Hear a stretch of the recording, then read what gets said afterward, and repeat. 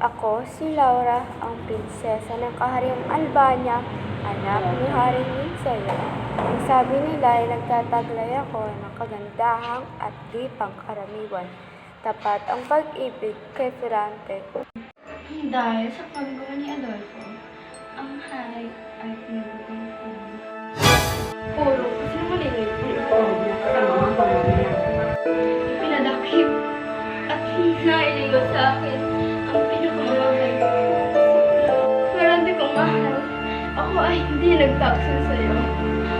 Ako ay biktima lamang sa mga kasinungalingan ni Conde Adolfo. Hinahanap niya ang aking puno na pinapaiingatan ko.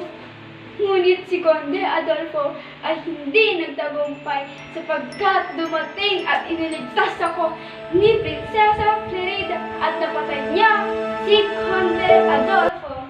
Sa huli ay nagsipagbunyi ang lahat dahil nalaman nila at nakita nilang buhay si Florante at ang inyong lingkod. Kami ay ikinasal at namuhay ng masaya at namuno ng isang kaharian.